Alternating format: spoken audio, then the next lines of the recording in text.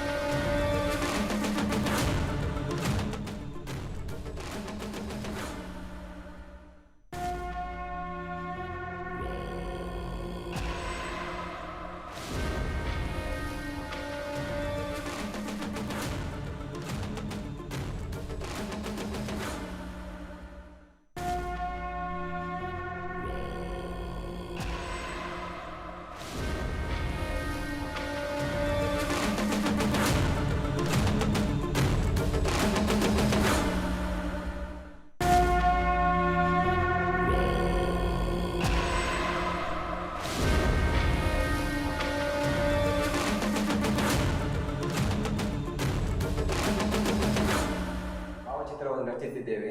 ಸುಮಾರು 30 ಫೀಟ್ ಉದ್ದ 20 ಫೀಟ್ ಅಗಲ ಅಂತ ನಾವು ಯೋಚನೆಯಲ್ಲಿತ್ತು. ಆಗ ನಮಗೆ ಹೊಳೆದಂದ್ರೆ ಹೇಗೆ ಮಾಡುದಂತ ಇದಂತ, ಅಂದ್ರೆ ಅಷ್ಟು ದೊಡ್ಡದು ಹೇಗೆ ಮಾಡುದಂತ ನಾವು ಮುಂಚೆ ಕೂಡ ಮಾಡಿದ್ವಿ. ಡ್ರಾಯಿಂಗ್ ಎಲ್ಲ ಇದ್ದಿಲ್ ಮತ್ತೆ ಹೇಗೆ ಉಪಯೋಗಿಸಿಕೊಂಡು ಮಾಡಿದ್ವಿ.